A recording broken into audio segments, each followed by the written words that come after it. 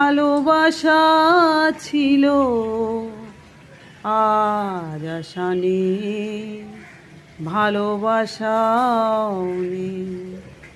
এই সেই কৃষ্ণচূড়া যার তলে দাঁড়িয়ে চোখে চোখ হাতে হাত কথা যেত হারিয়ে।